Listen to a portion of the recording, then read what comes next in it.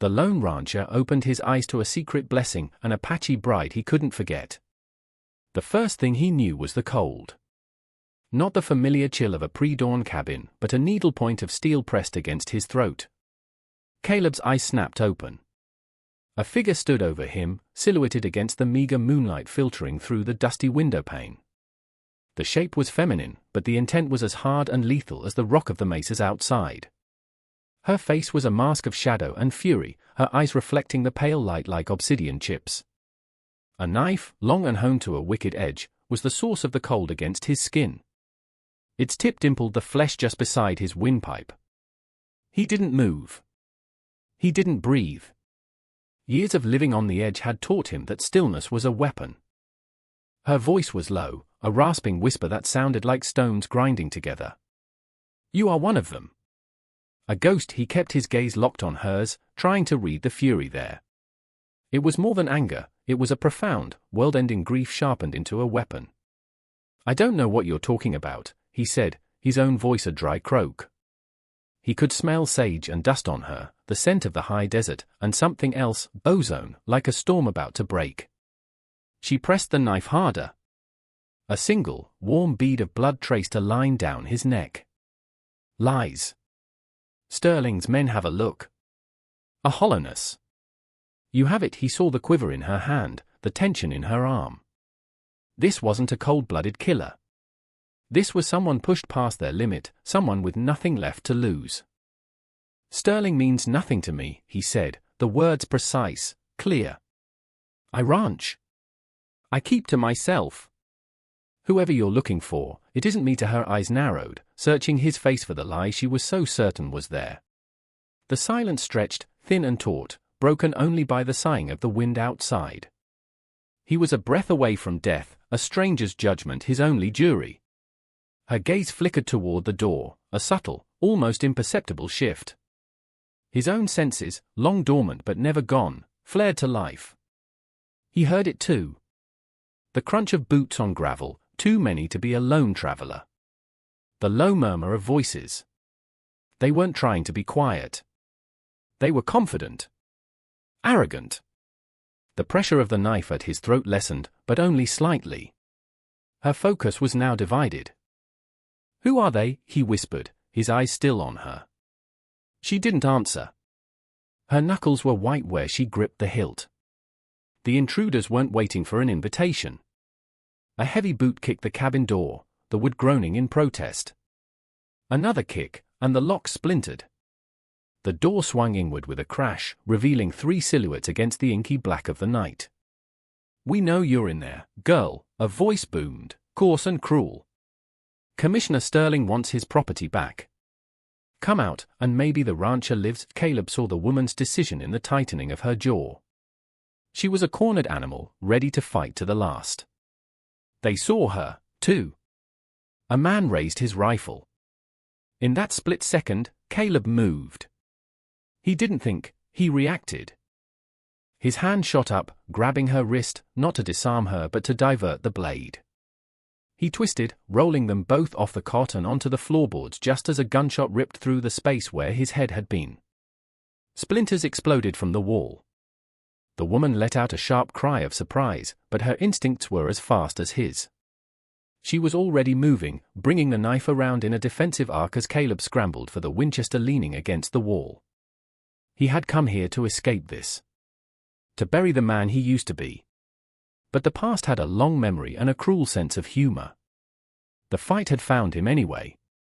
The cabin erupted into a maelstrom of noise and violence. Muzzle flashes lit the small space in strobing, hellish bursts.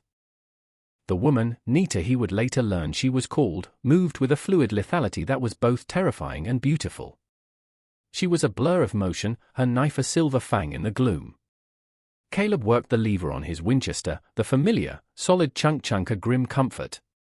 He wasn't the man he was, but the muscle memory remained. He fired, the report deafening in the enclosed space. One of the figures in the doorway staggered back with a cry.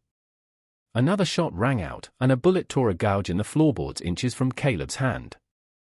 He saw Nita press herself flat against the wall beside the window, her breathing controlled, her eyes scanning the darkness for her next move. There was no plan, no shared strategy. It was a desperate, improvised dance of survival. He laid down covering fire, forcing the remaining men back, giving her an opening. She didn't hesitate. She launched herself through the shattered window, a cascade of glass and splintered wood. For a moment, he thought she had abandoned him. Then, a shot from outside. One of the men in the doorway crumpled to the ground. She was covering him. A silent, unspoken agreement passed between them in that instant. We live, or we die. Together. Caleb fired his last round, then scrambled through the window after her, landing hard on the packed earth outside. He could hear shouting, confusion from the attackers. They had the element of surprise. They wouldn't have it for long. She was already sprinting toward the small corral where his horse was tethered. Come, she said, the first word she'd spoken to him that wasn't an accusation. It was a command. He didn't argue. He followed her into the dawn, unsure if he was riding toward his death or his salvation. If you're enjoying this ride, make sure to hit that subscribe button for more. They rode hard, pushing the horse through the pale, pre-dawn light. The canyons and mesas of the borderland swallowed them, the landscape a maze of rust-colored rock and thorny scrub. Caleb rode behind the woman, his arms around her waist out of necessity, a proximity that felt both dangerous and strangely intimate. He could feel the tension in her back, the corded muscle of a warrior. He was acutely aware of the knife sheathed at her hip and the steady rise and fall of her breathing. They didn't speak for hours. The only sounds were the horse's labored breaths and the clatter of its hooves on the stony ground. The sun climbed, beating down on them with a merciless intensity. Caleb's shoulder throbbed where a piece of shrapnel from the doorframe had grazed him. He had ignored it in the heat of the moment, but now it was a deep, insistent ache. Finally, when the horse was lathered in sweat and stumbling with fatigue, she guided it into a narrow, hidden arroyo, a deep scar in the earth shielded from prying eyes by a stand of weathered junipers. She slid from the horse's back with an exhausted grace. Caleb dismounted more stiffly, his body reminding him he wasn't a young soldier anymore. She looked at him, her dark eyes unreadable. You fought, she stated, not as a compliment, but as a fact she was still processing. They wanted to kill me, too, he replied, his voice raspy from dust and disuse. That makes for a simple choice. She watched him for a long moment, then her gaze dropped to his shoulder, where blood had soaked through his shirt. Without a word, she turned away, rummaging through a small leather pouch on her belt. She returned with a handful of dried leaves and a strip of clean cloth. Her touch was surprisingly gentle as she cleaned the wound, her fingers deft and certain. The leaves she crushed into a poultice stung like fire, but Caleb didn't flinch. He just watched her face, the fierce concentration in her features, and felt the first crack in the wall of his cynicism. As she worked, tying the bandage with practiced efficiency, the silence between them changed. It was no longer the hostile silence of enemies, but the quiet of two people who had shared a crucible and survived. He decided to break it. Caleb, he said. She paused, her hand still on the knot. She looked up, her eyes meeting his. Nita, she replied, her voice soft for the first time. The name suited her. It was as sharp and direct as she was. She finished the knot and stepped back, the brief connection broken. She moved to care for the horse, her movements economical and purposeful. Caleb watched her, his mind racing. Who was Commissioner Sterling? Why did he want this woman so badly he'd send a kill squad? And why did they call her people's hunters ghosts? He was caught in her storm, a passenger in a conflict he didn't understand. Yet, as he looked at her, at the proud set of her shoulders and the unyielding strength in her gaze, he felt a flicker of something he hadn't felt in a very long time, purpose.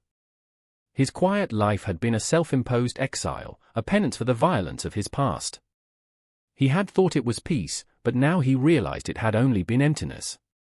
Nita, with her righteous fury and her desperate fight for survival, was more alive than he had been in a decade. She finished with the horse and sat with her back against a rock, staring out at the unforgiving landscape. They will not stop looking, she said, her eyes on the horizon. Sterling's reach is long, so what's the plan? Caleb asked, sitting down a respectful distance away. We can't run forever. She turned to look at him, a flicker of something new in her eyes. Not trust, not yet, but perhaps the beginning of an understanding. I am not running, she said, her voice laced with steel. I am hunting and we'll be right back with the rest of this story, but before we go on, do me a favor and hit that like button if you're hooked. Her words hung in the dry air between them. Hunting. It changed everything. She wasn't just a victim fleeing for her life, she was a predator on the prowl. Caleb felt a grudging respect solidify within him. This was a language he understood.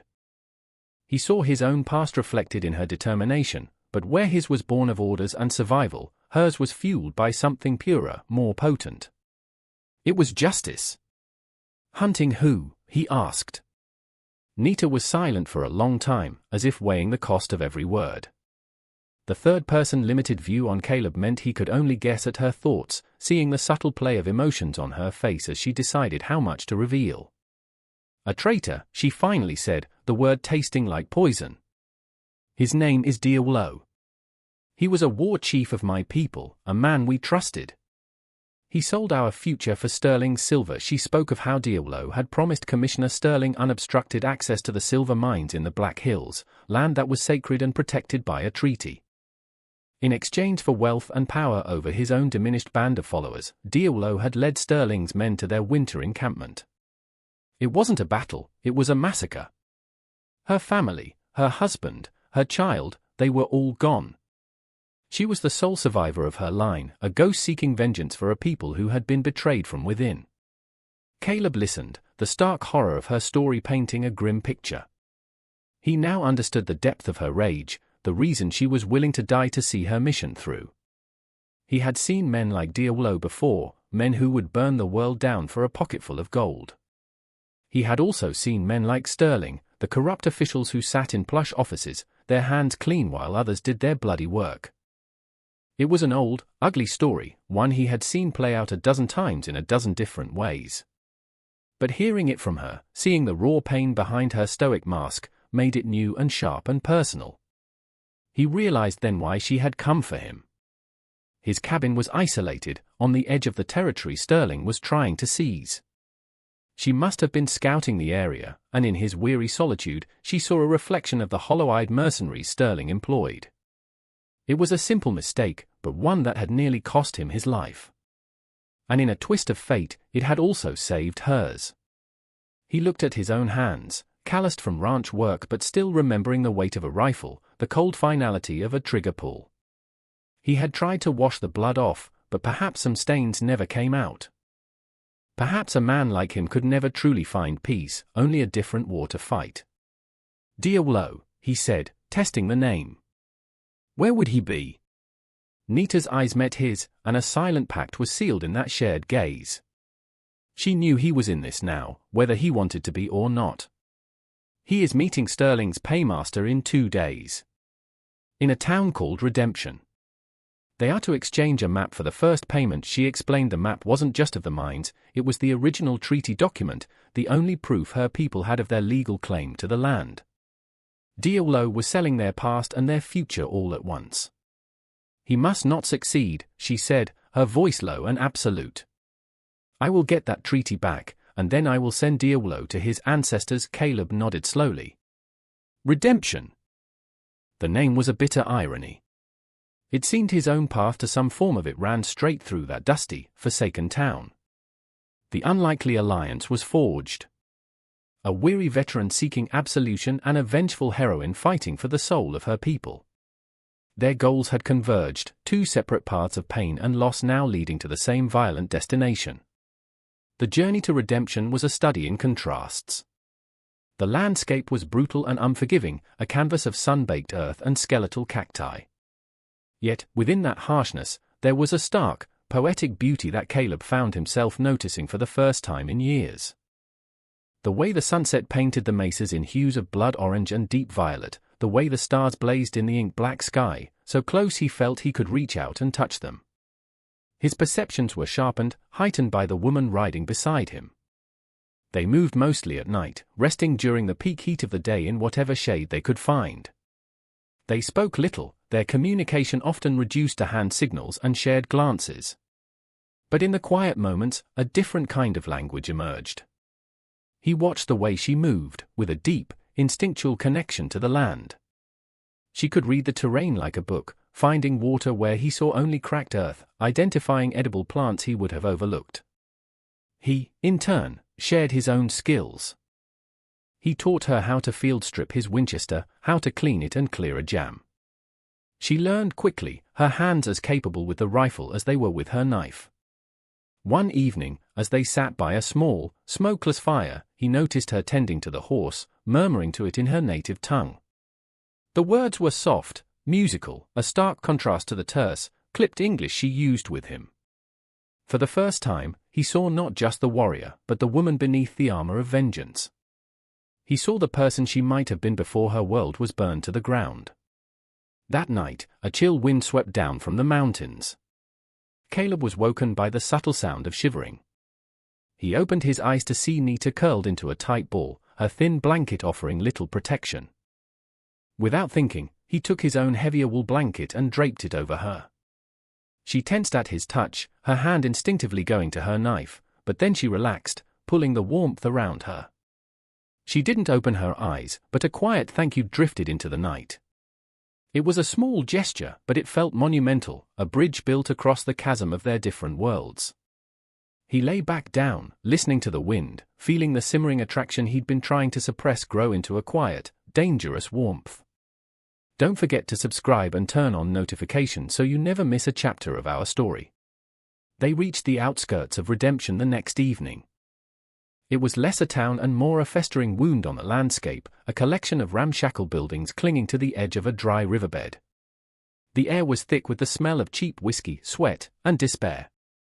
It was a place for men with no names and dark secrets, a perfect meeting spot for a traitor and a corrupt official's lackey. They made their camp in the rocky hills overlooking the town, giving them a clear vantage point. Caleb watched through his field glasses as Nita pointed out the key locations, the saloon, the livery, the assayer's office where she believed the meeting would take place. Diablo's men will be everywhere, she said, her voice tight. They are Apache, but they follow the white man's dollar now. They will look and act like hired guns. Caleb scanned the figures moving along the town's single dusty street. He saw them. Men with the hard, watchful eyes of killers. Some were white, some Mexican, and some, as she'd said, were Apache, their traditional dress replaced by dusty trousers and gun belts. They were a mercenary army, loyal only to the highest bidder. His gaze settled on one man leaning against the saloon's porch railing, a man with a distinctive scar bisecting his left eyebrow. A cold dread snaked its way up Caleb's spine. He knew that scar. He had given it to the man himself, years ago, in a muddy field far from here. The man's name was Shaw, a ruthless ex-cavalry scout turned gun for hire. He was one of Sterling's ghosts. Nita had been right about him from the start. He hadn't been one of them, but he had run in the same circles. The past he had tried to bury was here, waiting for him in this godforsaken town. I know one of them, Caleb said, lowering the glasses. He told Nita about Shaw, about their shared, bloody history in the war. The revelation settled between them, heavy and grim. It confirmed her suspicions and solidified his place in this fight. This wasn't just her battle anymore. It was his. Sterling's web was far-reaching, and it had finally ensnared him again. As darkness fell, a plan began to form, a desperate gambit built on their combined strengths. Nita knew Diablo's mindset, his arrogance, his tactics. Caleb knew the military discipline and ruthlessness of men like Shaw. He would anticipate their movements, while she would predict Diablo's. The meeting will be in the back room of the saloon, Caleb reasoned. It's private, defensible, with a rear exit. Nita nodded in agreement. Diablo will post 2 men at the front, 2 at the back. Shaw will be inside with the paymaster. Diablo will never let the treaty out of his sight until the silver is on the table. Their strategy was simple, bordering on suicidal. They would create a diversion to draw the guards away, then hit the meeting from 2 sides. Caleb would go in through the front, a direct assault to create chaos. Nita, moving with the silence that was her birthright, would slip in through the back. Her target was Diawlo and the treaty. His was everyone else. They sat in the growing dark, cleaning their weapons by the dying light of the fire. The shared ritual was intimate, a silent communion of purpose. He watched her hands as she sharpened her knife, the movements precise and economical. He saw a flicker of something in her eyes, a deep-seated fear beneath the layers of resolve. She was afraid, not of dying, but of failing. He reached out, his hand covering hers for a brief moment. Her skin was cool. She looked up, startled. "We will not fail," he said, the words a promise. It was more than a plan to get the treaty, it was a vow to see her through this, to help her reclaim what had been stolen.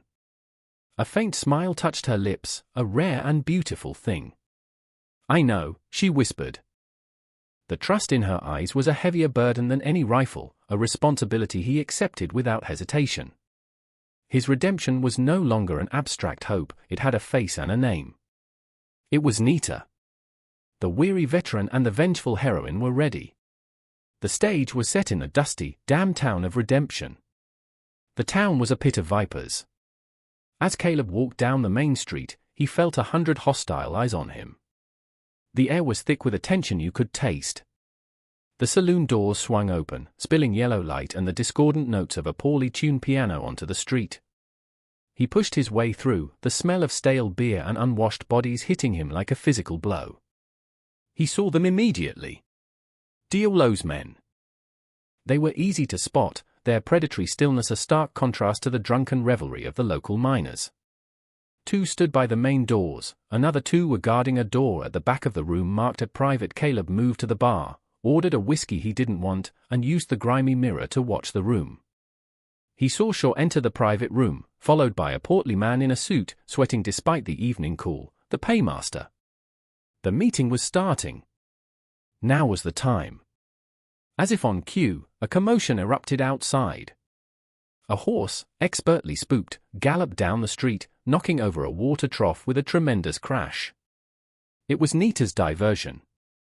As he'd predicted, the 2 guards at the main door exchanged a look and stepped outside to investigate the disturbance. That was his opening. Caleb downed the whiskey in one gulp, the liquid fire burning a path down his throat. He set the glass down, turned, and drew his Colt. The first shot was deafening, taking out the oil lamp hanging over the card table where 2 more of Diawlo's men were sitting. The room plunged into semi-darkness, lit only by the flickering lamps on the bar. Pandemonium erupted. Men shouted, drawing their own weapons or diving for cover. In the chaos, Caleb moved toward the back room, a ghost in the swirling dust and shadows. The 2 guards at the door were turning, raising their rifles, but they were too slow. Caleb fired twice, the practiced efficiency of 100 battles taking over. They fell without a sound. He kicked the door open and stepped inside, his pistol leveled. The scene was just as he'd pictured: Shaw, the paymaster, and a formidable-looking Apache man with cruel eyes and an arrogant sneer, Diawlo. On the table between them lay a leather satchel overflowing with silver coins and a rolled-up parchment. The treaty. Diawlo's hand was already moving for his gun, but Shaw was faster. He overturned the table, sending coins scattering across the floor as he drew his own pistol and fired. Caleb dove to the side, the bullet splintering the door frame where his head had been. The fight for redemption had begun. The final showdown is coming, and you won't want to miss it. Make sure you're subscribed to see how this gritty tale of love and vengeance ends.